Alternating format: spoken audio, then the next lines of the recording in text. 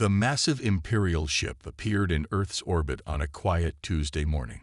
Its silver hull gleamed in the sunlight, stretching nearly 10 miles from end to end. Inside the United Earth Defense Force headquarters, Admiral Tom James stood perfectly still, watching the main screen as more ships emerged from hyperspace. "Sir, they're hailing us," reported Officer Mike from his control station. His fingers moved quickly across the glowing panel, ready to respond to any threat. Admiral James straightened his blue uniform and nodded. "Put them through." The screen flickered, revealing a tall humanoid figure with pale gray skin and elaborate golden robes. Lord Grey, as he called himself, wore an expression of casual superiority that made James's jaw tighten. "Greetings, primitive ones." Lord Grey spoke in perfect English, thanks to their universal translators. "I bring word from the Galactic Empire. Your world has been chosen to join our great civilization." James kept his face neutral, even as his mind raced. The Empire had no idea about Earth's true capabilities, and he intended to keep it that way. "We're honored by your arrival," he said carefully, "though I'm curious about the rather large fleet you've brought for a diplomatic meeting." Lord Grey's lips curved into what might have been a smile. A simple show of strength, nothing more. The Empire finds it helps smooth these transitions when the new species understands their position from the start. Behind James, the command center staff worked silently, their computers gathering data on every Imperial ship in orbit. They had trained for this moment for decades, ever since the first hints of alien civilizations reach Earth's deep space sensors. "And what position would that be?" James asked, though he already knew the answer. "Submit to Imperial rule within 7 Earth days, or face immediate conquest."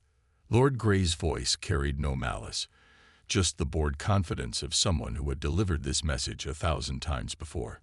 "You'll find we are quite generous to cooperative worlds. Those who resist." He left the threat hanging. James allowed himself a small smile.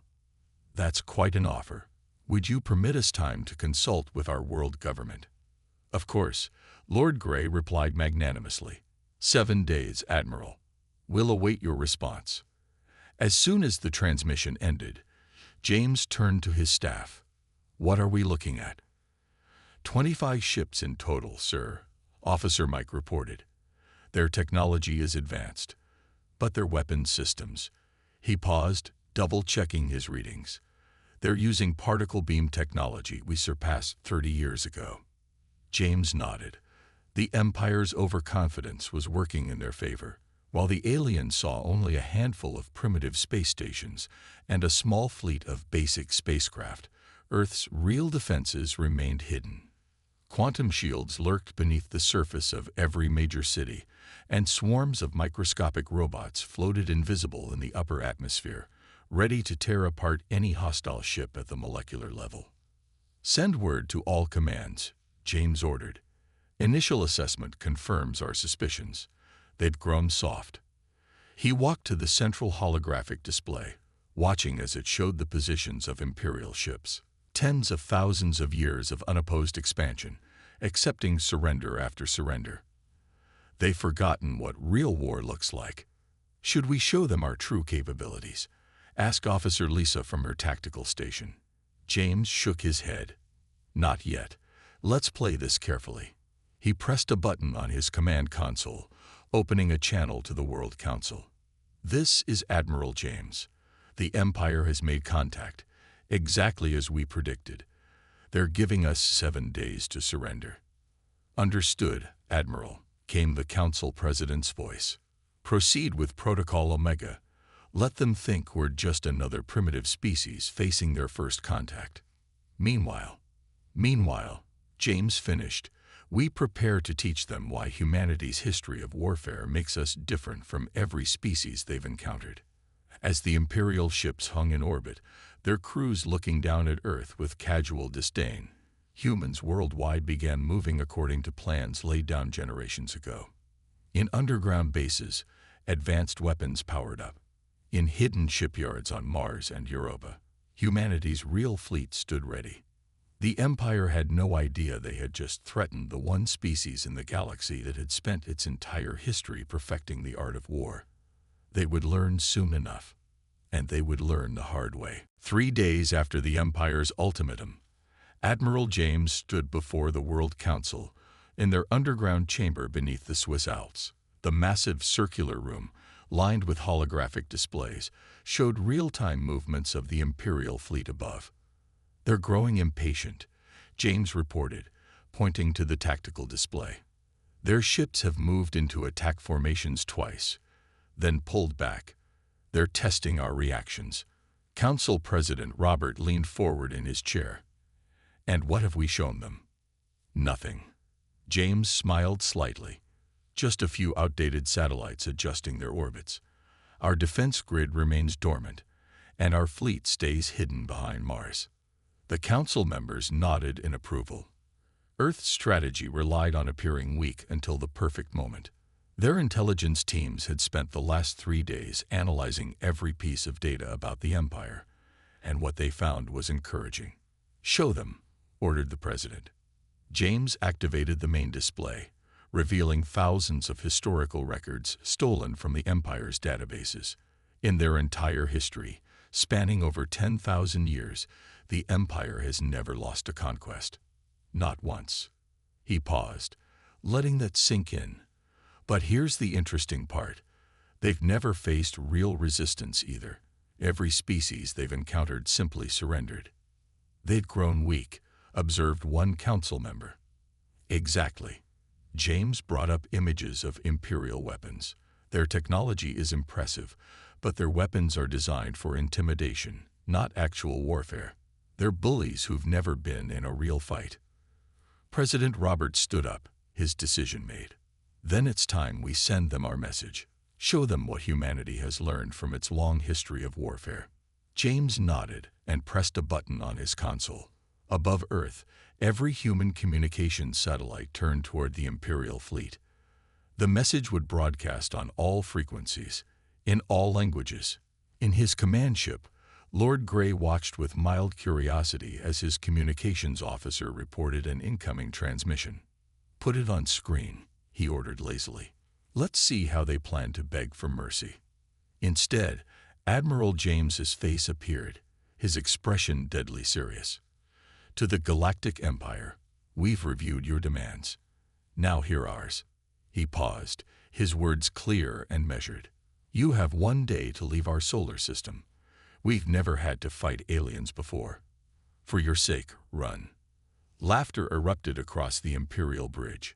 Lord Grey actually wiped tears from his eyes. "They dare threaten us?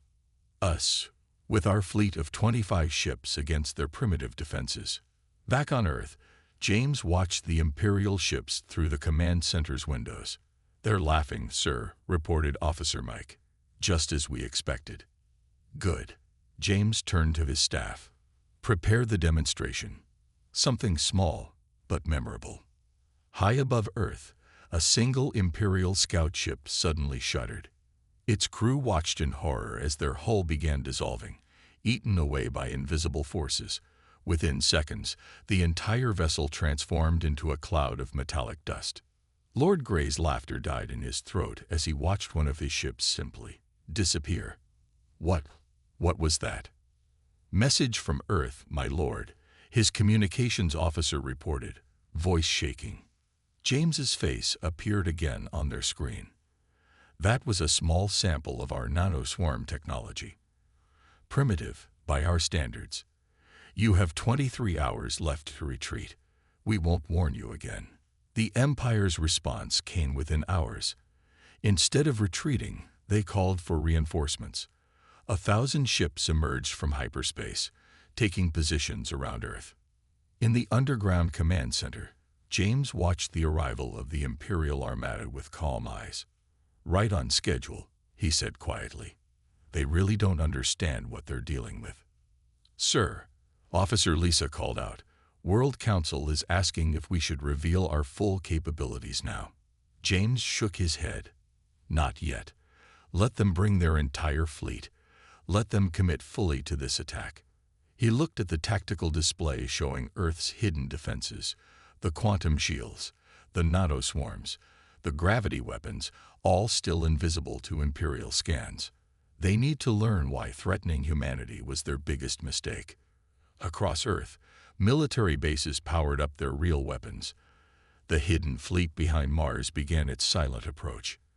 And in orbit, the Imperial ships prepared for what they thought would be an easy conquest, completely unaware they were about to face something unprecedented in their 10,000 years of existence. A species that had mastered the art of war long before reaching the stars. 50 years before the Empire arrived, Dr. Allen made a discovery that changed human history forever. In his underground lab in the Rocky Mountains, he found something that shouldn't have existed. A piece of alien technology that had crashed on Earth centuries ago. The device was small, barely larger than a coffee cup, but it contained an urgent warning. Alien civilizations existed, and not all of them were friendly. The message was clear: prepare or perish. Now, as Admiral James walked through that same facility, he remembered how that single discovery had united humanity like nothing before. The lab had grown into a massive research complex, stretching miles beneath the mountains. Here, humans had developed the weapons they hoped they'd never need to use. "Show me the quantum lab," James ordered. The facility's AI responded immediately, walls becoming transparent to reveal a vast chamber below. Scientists worked around a glowing sphere of pure energy, the latest version of humanity's most powerful weapon. "To think it all started with countries pointing nuclear weapons at each other," said Dr. Emma, the facility's head scientist, walking up beside James. "Now look at us. We've learned to tear apart the fabric of space itself." James nodded. "The Empire has no idea what they're walking into, do they?" "How could they?" Emma smiled grimly. "They've spent 10,000 years conquering peaceful species. We've spent our entire history fighting ourselves, pushing our technology to deadlier and deadlier extremes." In another section of the facility, James watched the nanoswarm testing chamber. Billions of microscopic robots floated in a sealed container, breaking down and rebuilding matter at the molecular level. The same technology that could heal terrible wounds could also tear apart enemy ships in seconds. "Status report," James commanded, checking his tablet. Emma brought up a holographic display. "All systems ready. Gravity weapons are primed in orbit, disguised as communications satellites. Quantum shields are at full power under every major city.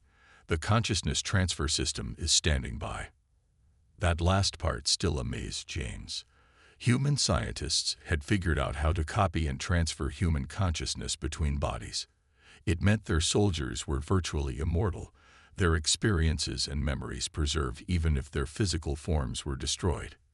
"We've become something they couldn't imagine," James said quietly. "Not because we're smarter or better, but because we had to. Because we never stopped fighting, never stopped preparing for bigger threats." A young technician ran up to them, tablet in hand. "Sir, you need to see this. We just decoded more of the Empire's historical database." A holographic display changed, showing thousands of worlds the Empire had conquered. Every single one had followed the same pattern. A peaceful species discovers space travel, meets the Empire, and surrenders without a fight. They've never faced an enemy that fought back, Emma realized. Their weapons are designed to look impressive, to frighten species into submission. But they've never been tested in real combat. Because they never needed to be, James added. They've grown soft, comfortable. Their technology has barely advanced in thousands of years because they never faced any real challenges. Above them, through layers of rock and steel, the Imperial fleet continued to gather. They now had 5,000 ships in orbit, the largest invasion force they'd ever assembled. They thought it would be enough. They were wrong. James looked at the quantum sphere again, its energy pulsing with barely contained power. "You know what makes humans different?" he asked Emma. "We never stopped preparing for the worst. Every war we fought taught us something new. Every conflict pushed us to innovate." "And now?" Emma asked. Now we face an enemy that thinks size and numbers alone guarantee victory. James smiled grimly. They don't understand that humanity's greatest strength isn't our weapons or technology. It's our experience. Our history of warfare means we know something they don't. What's that? We know that the most dangerous enemy isn't the one with the biggest army, James said, watching the Imperial ships on the tactical display. It's the one that warns you to run away. The Empire was about to learn this lesson the hard way. Very soon, they would understand why humanity had tried to warn them. And by then, it would be too late. The Empire's deadline passed. 1,000 of their warships moved into attack formation, their golden hulls shining in Earth's sunlight. Lord Grey stood on his command ship's bridge, watching with satisfaction as his fleet prepared for what he thought would be an easy victory. "Deploy the invasion force," he ordered. "Show these primitives the might of the Empire." On Earth, Admiral James watched the enemy ships advance.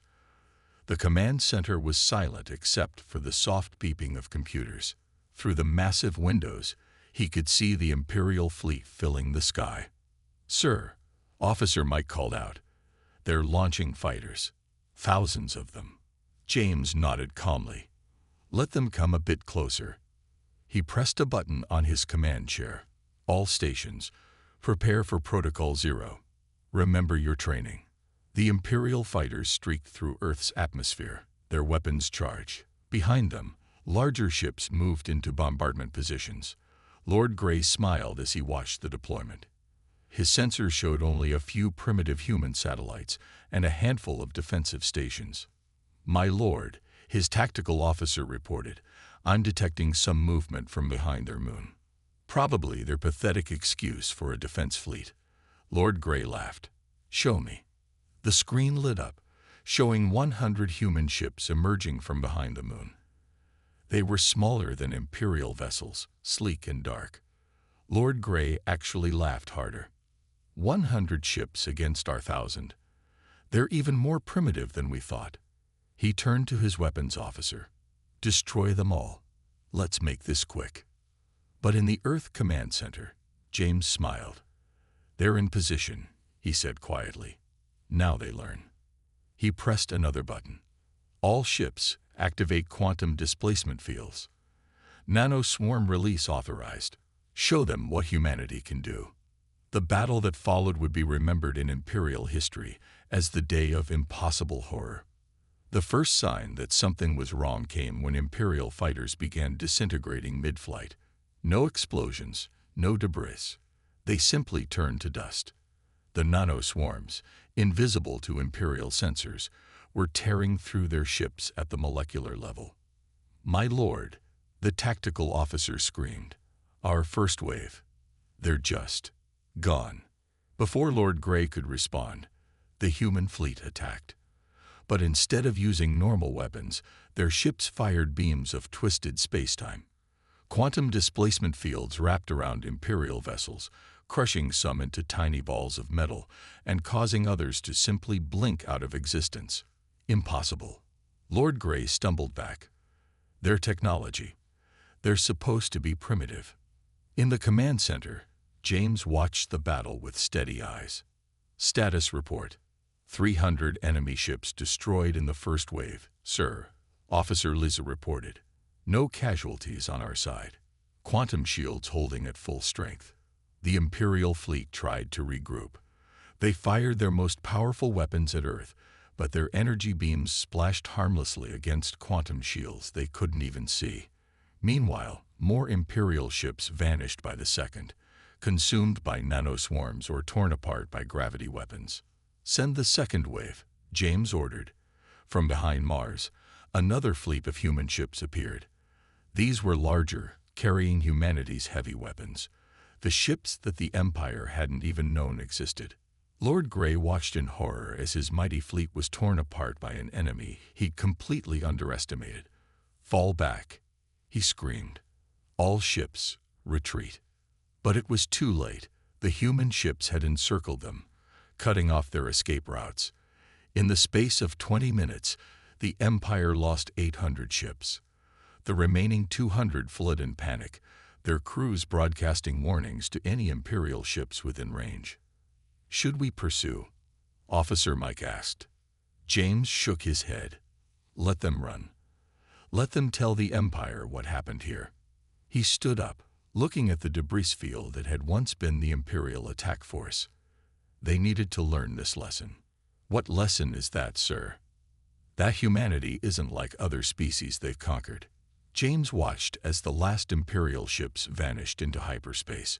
"We didn't just prepare for war. We mastered it. And now they know." The first battle was over, but James knew the Empire wouldn't give up easily. They would return with a larger force, desperate to prove their superiority. And when they did, humanity would be ready to teach them another lesson about the true cost of war. The Imperial Palace shook with Emperor Vale's rage. Standing before him, Lord Grey trembled as he finished his report about the disaster at Earth. 800 ships. The Emperor's voice was deadly quiet. 800 ships lost to a primitive species that hasn't even colonized their own solar system. "My Emperor, their technology. It was like nothing we've seen before," Lord Grey stammered. "They turned our ships to dust. They bent space itself as a weapon." The Emperor stood from his crystal throne. "You failed me, Lord Grey. You failed the Empire." He turned to his guards. "Take him away." As Lord Grey was dragged out screaming, a new figure stepped forward. Commander Stone, the Empire's most decorated military leader, bowed before the throne. "My Emperor," Stone's voice was hard as steel. "Give me command. I will show these humans the true might of the Empire." Back on Earth, Admiral James received the reports from their deep space sensors. His face grew grim as he watched the numbers climb. 100,000 ships. Officer Lisa's voice was tight with tension. "They're gathering the largest fleet in Imperial history."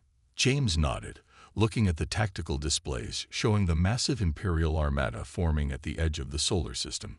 Every ship the Empire could spare was being sent to crush Earth. "They're scared," he said quietly. "For the first time in 10,000 years, they're actually scared." The command center's main screen lit up with emergency signals. Across the galaxy, the Empire's defeated ships had spread the word about their battle with Earth. Other alien species, long conquered by the Empire, were watching closely. Some had already begun quiet rebellions. "Sir," Officer Mike called out, "we're receiving a transmission. It's being broadcast across all frequencies." The screen showed Commander Stone's face, his expression cold and furious. "People of Earth, your defiance ends now. You have shown impressive technology, yes, but the Empire has ruled the galaxy for 10,000 years. We do not lose. We cannot lose." James watched as the Imperial fleet began its advance. Their ships filled space like a swarm of angry wasps, weapons charged and ready. "The Empire's reputation is everything," Stone continued. "Your destruction will remind the galaxy why we have ruled for so long. No mercy will be shown. No survivors will be left." In underground bases across Earth, humanity's defense systems powered up. The quantum shields strengthened, nanoswarm production facilities worked at full speed, and consciousness transfer systems stood ready to preserve their soldiers' minds, even if their bodies were lost. "Sir," Officer Lisa reported, "all systems are at maximum capacity, but even with our technology, 100,000 ships." James turned to his staff, his voice steady. "Remember your training. Remember our history. Humanity didn't survive countless wars by having the biggest army. We survived by being smarter, more adaptable." He pressed a button, activating Earth's worldwide defense grid. "And we're about to show the Empire just how adaptable we can be." Deep beneath the Rocky Mountains, Dr. Emma watched as her quantum weapons powered up to levels never before tested. The Empire thought they were bringing overwhelming force. They didn't understand that humanity had prepared for exactly this scenario. "All stations report ready," Officer Mike announced. "The Empire will enter weapons range in 10 minutes." James looked at the tactical display one last time. The Imperial fleet was indeed impressive, their ships stretching as far as sensors could detect. They thought their numbers would guarantee victory. "Send one last message to Commander Stone," James ordered. On his command ship, Stone received the transmission. It was short, just 5 words. "We warned you to run away." The Empire's response was to open fire with every ship, launching the largest coordinated attack in galactic history. 100,000 ships against a single planet. But Earth was ready. As the Imperial weapons fire approached, James gave the order that would change the course of galactic history forever. Show them everything. Hold nothing back. The battle for Earth was about to begin, and the Empire was about to learn why humanity's warnings should have been heeded. The Imperial fleet's first wave of attacks hit Earth's quantum shields and vanished completely. Commander Stone watched in disbelief as his most powerful weapons had no effect. "Impossible," he shouted.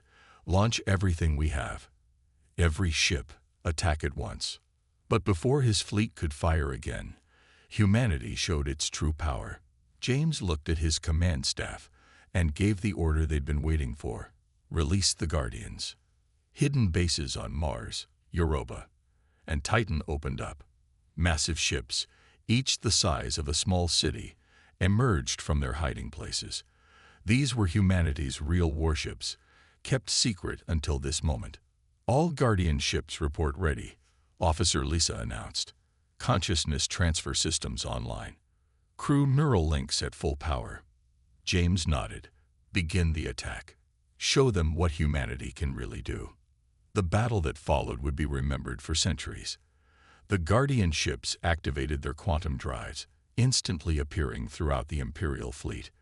Their weapons were beyond anything the Empire had imagined possible.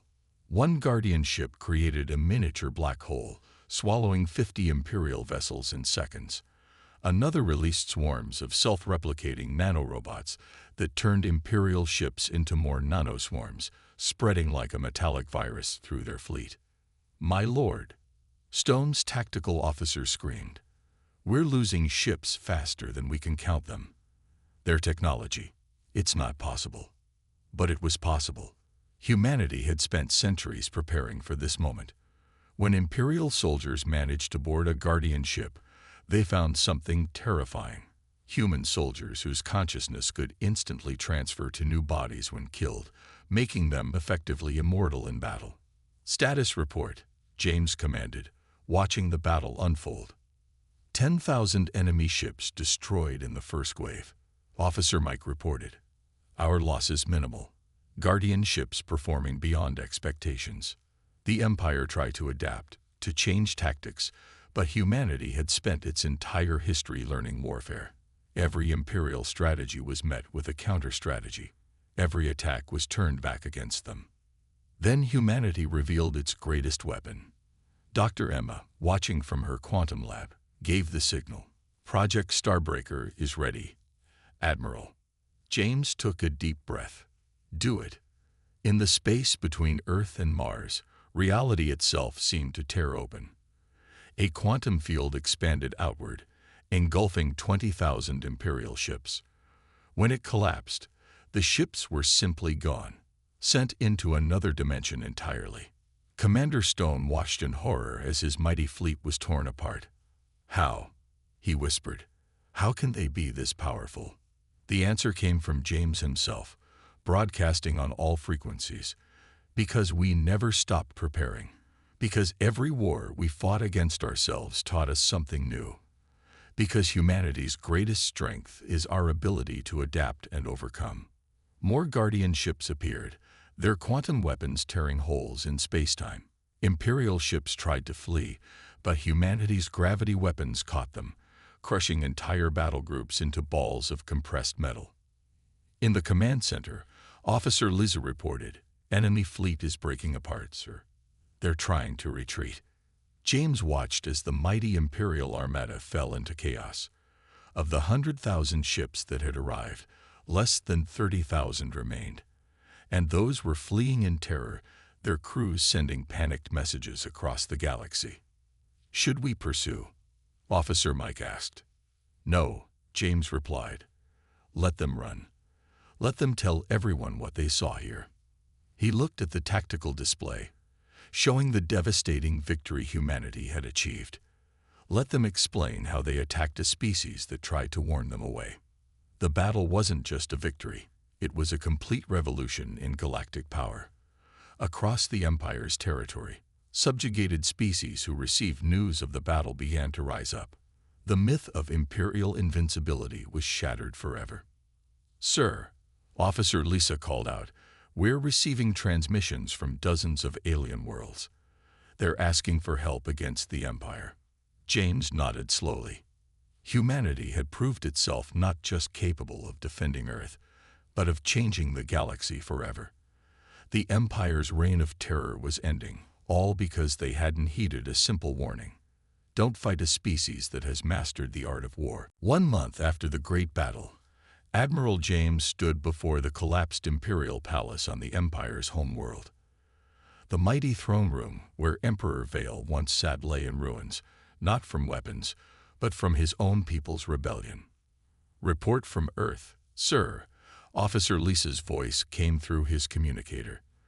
"The last Imperial holdouts have surrendered. The war is officially over." James watched as representatives from 100 alien worlds gathered in the palace courtyard. They had come to discuss the future of the galaxy now that the Empire had fallen.